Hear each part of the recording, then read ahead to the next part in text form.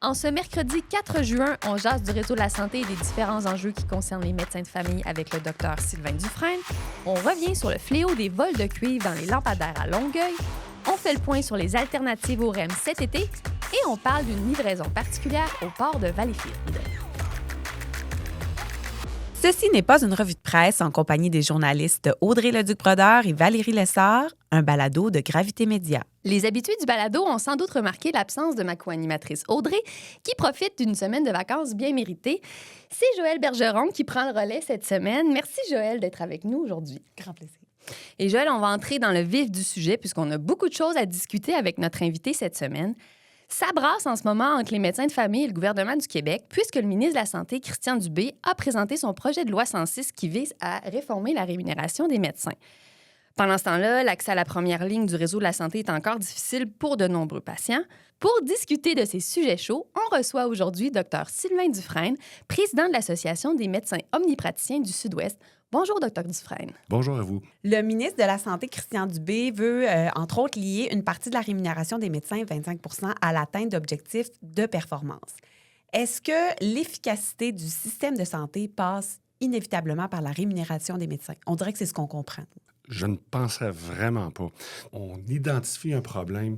C'est pas en changeant les modalités de paiement de ce problème-là qu'on va régler le problème. Je pense qu'on doit rentrer plus dans c'est qu'est-ce qui cause ce problème-là. C'est trouver la cause, le diagnostic, pas juste le symptôme.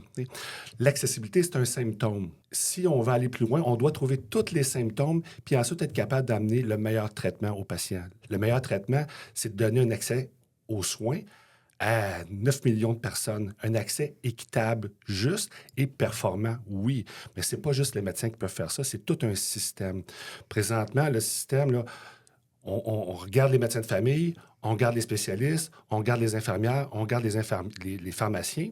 Mais quand est-ce que ces gens-là vont tous travailler ensemble, en collaboration? On ne peut pas donner les soins au nombre de médecins qu'on est, avec la complexité des maladies, on doit être capable d'accompagner des gens dans toute cette complexité de traitement. Et un médecin de famille seul ne peut le faire. Ça y prend une équipe alentour de lui. C'est ce qu'on manque présentement. On n'a pas une équipe complexe, stable avec nous. Et tous les intervenants, l'impression que j'ai, c'est qu'on ne travaille pas en coordination. Quand on va être capable de créer un nouveau système qui va se coordonner, qu'on va identifier comme il faut notre situation, là, je pense qu'on va être capable de parler d'argent. Qu'est-ce qu'on doit rémunérer? Ça, la Fédération l'a dit. Je suis tout à fait d'accord avec le Dr Amio. Avant de parler d'argent, il faut mettre un nouveau système en première ligne. Il faut investir dans la première ligne. Puis quand on parle d'investissement, là, on ne parle pas d'investissement dans les poches des docteurs. Pas du tout. L'Ontario a investi récemment, ils ont mis un plan pour investir 1,4 milliard dans la première ligne. Ça ne va pas dans les poches de docteurs, c'est dans toute l'organisation de la première ligne. Et ça, c'est intéressant. Ça, là, quand on dit on va échanger notre première ligne, là, ça va dire aux gens, hey, on travaille tous ensemble pour la population. Ça, là, je vous dirais, là, ça serait un motivant, puis ça serait vraiment une marque de bon leadership, qu'on se dirige tout ensemble. Vous seriez donc d'accord à ce qu'il y ait une partie de l'argent qui soit mis sur le terrain, dans le fond, comme vous dites, en première ligne, pas nécessairement dans les poches, si on veut, des médecins, là, mais pour aider à la première ligne? Dans un nouvel investissement, dans un contexte d'un investissement, oui. OK. Mais le problème, vous savez, présentement, on a des coupures, Oui. des coupures assez... nous, médecins de famille, on est témoins de ces coupures-là.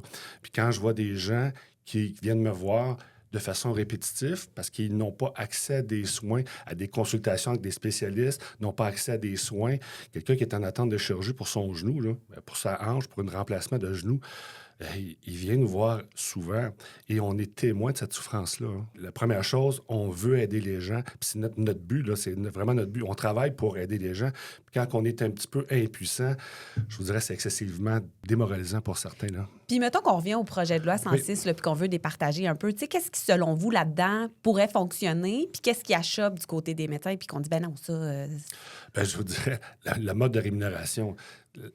Grosso modo, quand on parle de mode de rémunération, tarif, capitation, comme M. Dubé le mentionne, on est déjà à capitation. Il y a un certain montant, à peu près à 20 à 30 de notre rémunération est à capitation. Pouvez-vous expliquer juste rapidement, ça veut dire quoi par capitation? C'est un montant d'argent qui est donné à chaque année à un médecin pour prendre en charge un patient. Ouais. C'est un petit montant d'argent.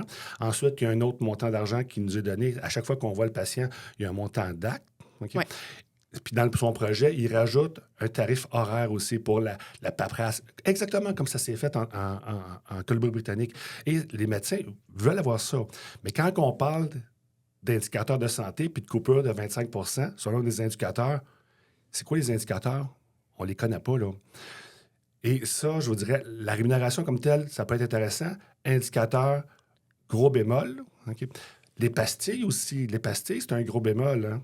Le code de les couleur codes de là, couleur, patients. tu sais. Les codes de couleur rouge des patients vulnérables. OK? Puis je pense que c'est important que les patients vulnérables aient les soins, soient priorisés. OK? Mais est-ce que les patients vulnérables ont besoin d'un médecin de famille? Pas tout le temps. Ils ont besoin de chirurgiens. Ils ont besoin de cardiologues, de pneumologues. Ils ont besoin d'oncologues aussi. Oncologues, c'est ceux qui soignent les gens qui ont des cancers. Ils ont besoin de ces gens-là. Médecin de famille, c'est en deuxième. Mais les gens qui sont verts, jaunes et oranges, là, qui ne sont pas rouges, mais qui sont les...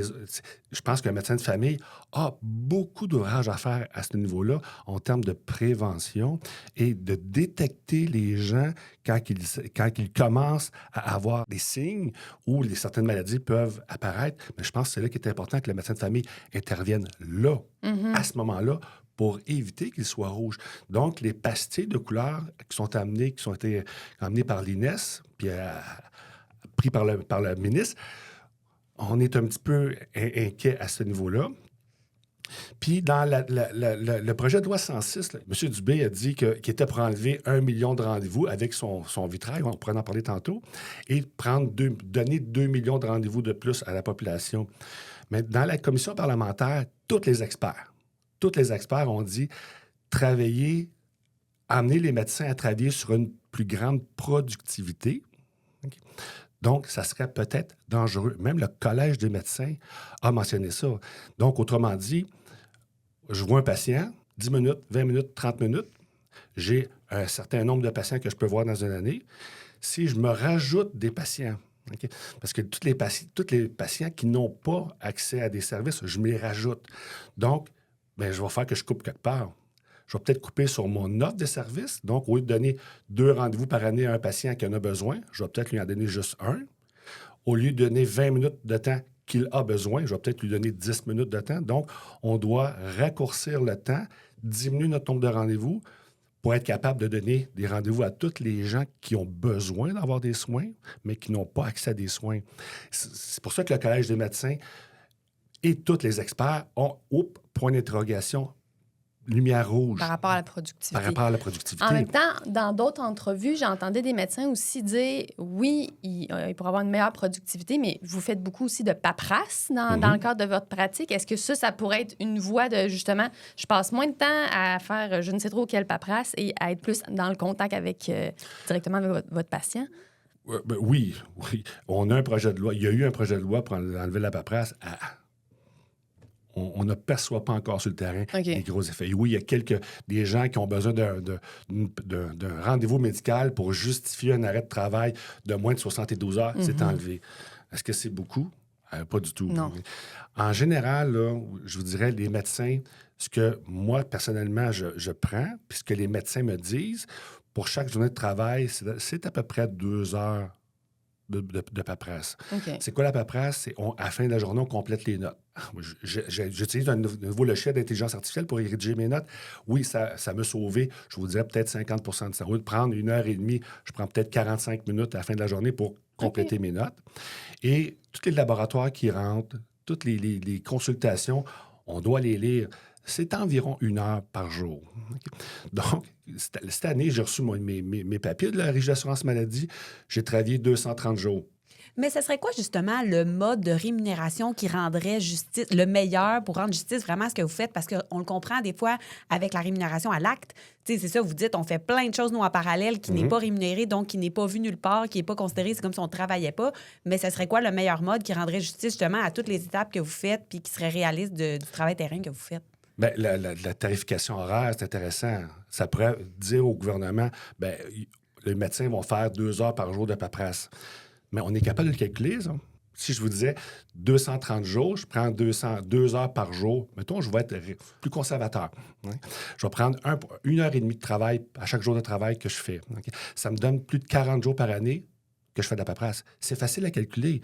On n'a pas besoin d'avoir des indicateurs puis pour nous surveiller. Tout le monde le dit, tout le monde le fait. C'est à peu près 1 à 2 heures de travail par jour. Fait que c'est facile à savoir. Donc, les médecins pourraient être rémunérés à tarif horaire lorsqu'ils font de la paperasse, mais regardons, je prends 40 jours par année pour faire de la paperasse. Puis cette paperasse-là, oui, c'est faire du laboratoire, mais il y a aussi, on a des formulaires à faire. Puis les formulaires les pires, là, je vous dis, malgré le projet de loi du ministère, ça vient du système de santé. Tous les employés qui tombent malades, on a des formulaires à répétition à faire. J'ai comme patient plusieurs préposés aux bénéficiaires, infirmières qui travaillent dans le réseau de la santé, puis ces gens-là tombent malades. Et je suis constamment harcelé par les hôpitaux pour remplir des formulaires. Et ces gens-là sont aussi harcelés. Je peux vous dire, là, c'est épouvantable comment ils se font harceler pour retourner travailler. J'ai des patients qui sont déficients de naissance. À chaque 2 à 3 ans, je dois remplir un formulaire de 7-8 pages pour justifier les transports, pour leur permettre d'avoir des loisirs. Pour redire qu'il est même une chose. déficience. Il y a une déficience de naissance, là. Alors que ça se guérit pas, ça. Ça Ça se devrait guérit- pas, dans ça- le temps, être variable. C'est en plein ça. Fait que quand je vous dis que des fois, le ministre est loin de la réalité terrain, mais c'est ça, là. Il ne sait même pas ce qui se passe dans son propre ministère. Là, je vais rester poli. Puis justement, c'est une des questions qu'on se posait pour monsieur, madame, tout le monde, ou parce que là, le ministre dit, on dirait que vous travaillez pas assez, mais ça fait quoi un médecin de famille dans un horaire typique d'une semaine? Parce qu'il y a de la clinique, il y a de la paperasse, mais il y a de l'hôpital aussi, je Oui. pense. Ou... Ça, vous posez une belle question de tension. Il y a un article qui est sorti là, présentement là, sur... Oui, Là, on voulait vous en parler aussi. C'était hyper intéressant. Sur les rendez-vous, Sur hein? les rendez-vous Oui. du lundi. Par hasard, il y a des données qui ont sorti. Hein. Vendredi. Par hasard. Oui. Par hasard. Après qu'on ait envoyé des lettres aux gens, là, certains médecins ont envoyé des lettres aux gens, que je suis en désaccord avec ça, bien entendu, et je suis désolé que ces gens-là aient reçu des lettres.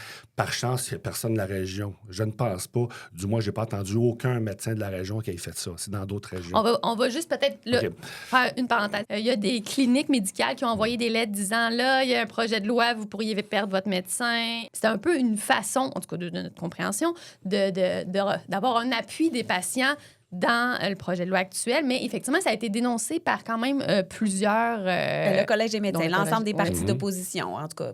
C'est ça. Ah non, c'est... Là, vous dites que c'est pas une bonne idée. Parce que là, on a l'impression qu'on négocie sur le dos des patients. Oui, c'est cette impression-là qu'on a, bien entendu, au lieu de s'asseoir à la table, de discuter d'une meilleure façon de donner des soins Oui. et de laisser, exemple, un arbitre indépendant. Cette situation-là, je pense que ça serait idéal. On laisse l'argent avec un arbitre, puis assoyons-nous ensemble pour voir qu'est-ce qui est de mieux pour la population. Je pense là-dessus, là, vous allez avoir 100% des médecins qui vont être en accord avec ça, puis ces médecins-là vont participer à l'élaboration, comme on a fait pendant la pandémie. Hein. On s'est assis durant la pandémie, puis on a amené des nouvelles façons de travailler parce qu'on a participé, on y a cru, puis c'était pour les besoins de la population.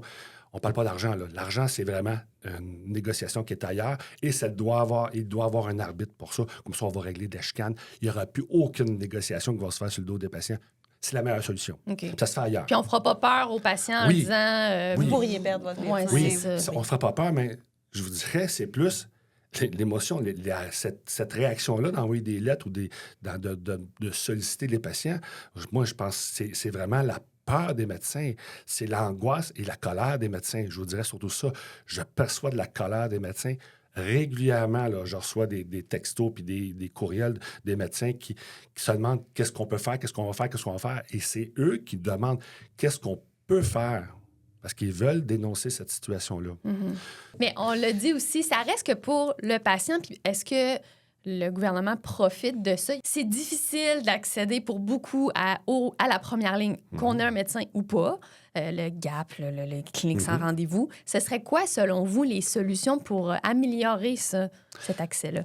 Quand je vous parlais d'investissement, 1,4 milliard en Ontario, là, mais si le gouvernement investit de l'argent à un niveau similaire aux autres provinces, il va y avoir de l'argent pour payer ces professionnels-là, pour augmenter le nombre de professionnels dans les GMF. 2, quand les patients viennent me voir et ils ont un problème, une situation complexe que je ne peux pas résoudre, OK? Je dois avoir accès à un médecin spécialiste. Ça, c'est difficile dans notre région, l'accès dans certaines spécialités. Je travaille à Vaudreuil, j'ai des patients de Montréal, j'ai des patients de l'Ontario qui viennent encore me voir, et j'ai des patients de notre région. On a des services qui sont complètement différents. Juste pour vous donner, là, dans le CRDS, on envoie pour des consultations, entre autres, en gynécologie, des priorités ABC, ça va bien. Des cancers, ils sont vus rapidement, par chance. Mais quand on a des situations où moi, je ne peux pas résoudre, je n'ai pas l'expertise, mais des priorités D et E, normalement, ça devrait être vu en dedans d'un an. Mais dans la région, on a 4-5 ans d'attente. Mes patients de Montréal, 3-4 mois d'attente. Juste parce que c'est envoyé à Montréal versus dans l'ouest de la Montérégie. OK. Oui. Puis ça, j'avais parlé, j'ai fait le tour, quand il y a eu les dernières élections, j'ai fait le tour de tous nos représentants. Nos représentants. Je leur ai expliqué, on devrait avoir des consultations dans un rayon d'action de la personne et non pas dans une région. À Vaudreuil, on aurait accès facilement aux spécialistes du Lakeshore, mais non, ils ne veulent pas. Ou ils ne comprennent pas. On a un secteur pour la Montérégie, ce qui amène des gens, exemple de Vaudreuil, à aller consulter à Charlemagne au lieu d'aller consulter au Lakeshore, qui est beaucoup plus proche. Ou il aurait pu aller au Suroît ou à Anna-la-Berge, mais... mais c'est qu'il manque encore de spécialistes? Il manque de spécialistes dans la région. Fait que Anna-la-Berge, c'est le même problème. Je parle de Vaudreuil, mais Anna-la-Berge, c'est le même problème. Il manque de spécialistes. L'accessibilité à ces spécialistes-là, l'accessibilité ensuite aux ressources autres. Les patients viennent nous voir. Il y en a qui ont des assurances privées, ça fonctionne bien. Ils peuvent se payer un physiothérapeute avant de venir me voir. Psychologue, physiothérapeute, dentiste, personne. Il y a bien des gens qui n'ont pas les moyens de se payer ça. Donc, ils viennent me voir, puis je suis médecin, j'ai une expertise, je peux prescrire des anti-inflammatoires pour soulager, je peux faire des infiltrations de cortisone ou je peux référer pour des infiltrations de cortisone. Mais pratico-pratique, on ne parle pas de prévention. On ne parle pas de prévention du tout. Moi, je suis formé à faire de la prévention. Non, ça prendrait des physiothérapeutes, ça prend des ergothérapeutes, ça prend des psychologues pour donner des soins des gens qui ont des expertises aussi bonnes, sinon meilleures que la mienne. Ils ont fait autant d'années d'université juste en physiothérapie. Mais il n'y a pas d'argent. Vous l'avez évoqué, dans le secteur de la Montérégie-Ouest, les urgences des hôpitaux font aussi souvent les manchettes parce que ça déborde, parce que, récemment, il y a eu la fameuse journée où il y avait 7 ambulances à Châteauguay qui étaient en attente parce qu'il y a pas qu'il n'y a plus rien qui pouvait rentrer, mais c'était un peu ça, là. Il n'y avait plus de place nulle part. Les médecins de famille sont au cœur aussi de ce qui se passe à l'urgence. C'est quoi le problème, en fait, avec les urgences de la Montérégie? Est-ce que c'est la même chose? Il manque de monde ou il manque de place? Il manque de tout? Il manque de place. On a 2 hôpitaux majeurs, Valleyfield et Châteauguay. Donc, 2 hôpitaux, 220, 230 lits à peu près, ça fait 400 lits. 400 lits. On est 460 000 de population dans Montérégie-Ouest. Les ratios, habituellement, c'est 2 lits par 1000 habitants. Voilà, ça marche pas. Ça marche pas. On va avoir un hôpital à Vaudreuil. Mais est-ce que ça va venir régler quand même les problèmes qu'on a? Il y a de l'ouvrage à faire, là. Il y a de l'ouvrage à faire. On va avoir 2 lits. Avec l'hôpital de Vaudreuil, on devrait avoir assez de lits selon les standards canadiens. Les ratios. Les ratios, oui, les ratios. Mais est-ce que ça va régler le problème? Il faudra commencer par ouvrir l'hôpital. Il faudrait commencer par recruter des médecins pour l'hôpital. Des infirmières et de tout le personnel. Il y a de l'ouvrage. Dans Vaudreuil, c'est à peu près entre 100 et 150 médecins de famille que ça va prendre pour l'hôpital au complet. C'est sûr que l'ouverture va se faire possiblement comme l'hôpital d'Anna-la-Berge, va se faire de façon graduelle, mais l'urgence, ça prend 20 à 30 médecins pour ouvrir. On ne peut pas ouvrir à moitié d'une urgence. Ça va prendre 20 à 30 médecins. Il y a des plans de contingence qui se fait pour qu'il y ait plus de médecins, par exemple, à Valleyfield, idéalement à Châteauguay et au Lakeshore pour ensuite basculer ces médecins-là vers l'hôpital de Vaudreuil pour ouvrir. Ensuite, graduellement, avoir une centaine de médecins de famille pour aller donner des soins aux gens. Selon les ratios. Les postes à Châteauguay, à Desjardins-Roussillon, vous avez cette année 4 postes de pas comblés. Déjà. Déjà. À Valleyfield, les 5 postes ne sont pas comblés. À Vaudreuil, il manque 2 postes. Donc, la répartition des effectifs médicaux, on n'arrive pas à recruter nos postes. Ça fait longtemps que j'ai vu des postes libres à Jean-Roussillon. Pourtant, avec le GMFU, et c'est très, très, très actif. Oui. La région, les gens ont des craintes à venir dans la région à cause des ressources en deuxième ligne qu'on n'a pas, à cause des ressources qu'on n'a pas. Donc, comme pour un jeune médecin, s'en venir ici, c'est plus... quelque chose que vous entendez, ça? Oui, c'est quelque chose que j'entends. Première chose. Deuxième chose, je vous dirais aussi, l'attractivité du privé attire beaucoup de jeunes médecins. Puis avec la loi, je pense que c'est 83, où les jeunes peuvent pas aller dans le privé. Oui. Il y a des gens qui se sont retirés beaucoup du public avant que cette loi-là passe. Et ça, c'est dommageable. Je suis très conscient des besoins de la population parce que j'en ai, moi aussi, des besoins. Ouais. Et vous êtes des humains, comme vous avez dit. On est des humains, oui. Avant d'être des médecins. Mais merci beaucoup. Merci, M. Dufresne. On prend une petite pause et on revient avec nos nouvelles en rafale.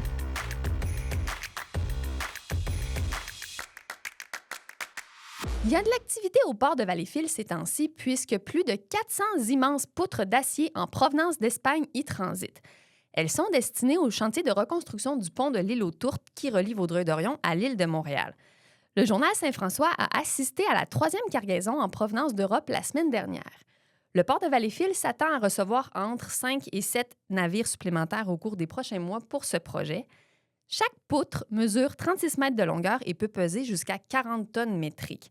Chaque cargaison peut contenir environ une cinquantaine de poutres. C'était la portion chiffre. Une fois arrivées au port, elles sont entreposées temporairement et sont ensuite transportées par camion vers le site de construction. Le pont de l'île aux Tourtes est un important chantier en ce moment dans la région. Le gouvernement du Québec estime que le nouveau pont sera mis en service progressivement à partir de la fin de l'année 2026. Le vol de fils électriques dans les lampadaires est un fléau à Longueuil depuis 2 ans.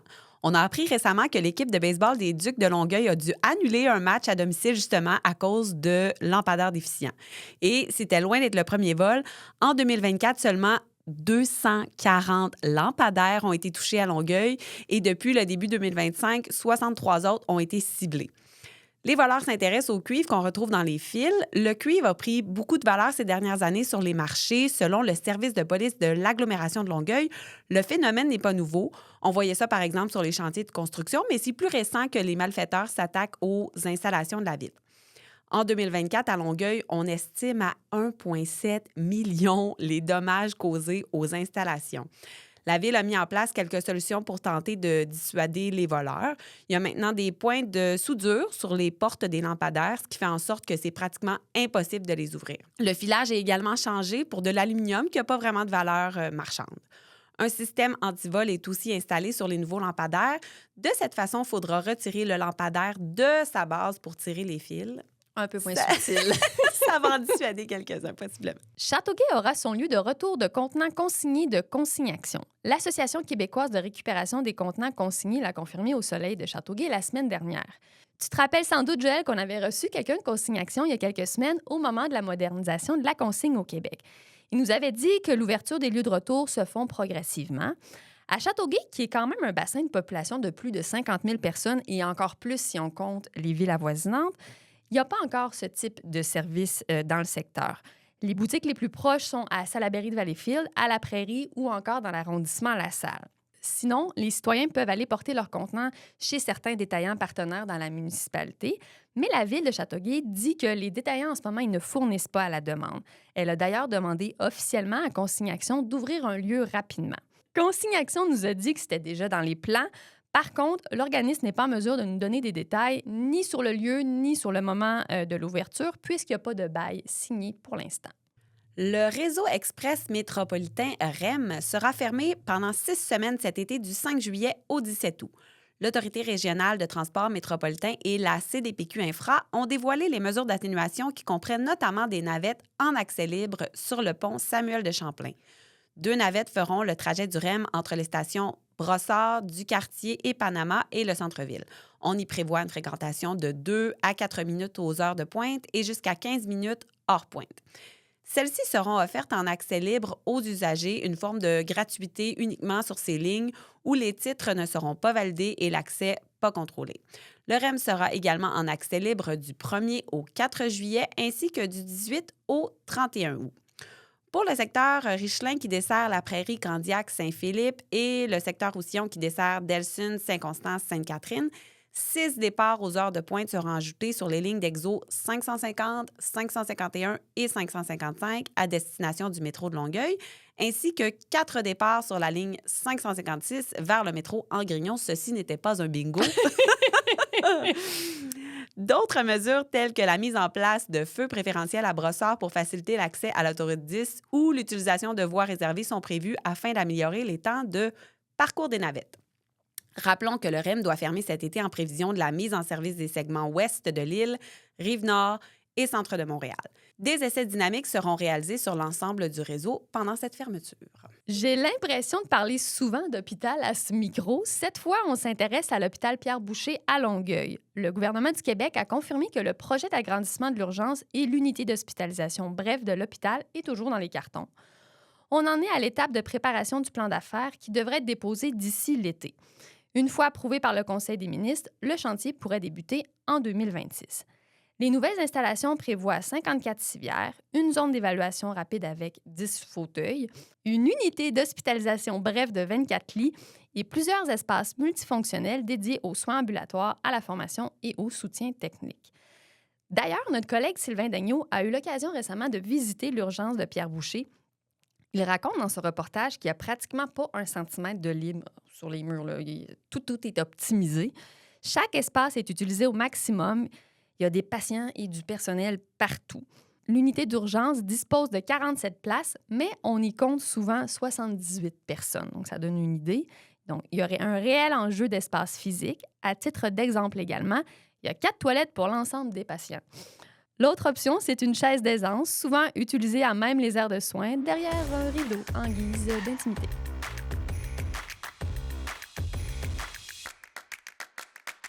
Le journaliste Yannick Michaud a fait le périple Beauharnois-Boston avec le lutteur Zachary Hébert. 11 heures de route pour 11 minutes de combat de lutte. Une incursion sous forme de vidéo longue qui sera diffusée sur la chaîne YouTube Ma vie, ma région. On vous invite à aller regarder ça cette semaine.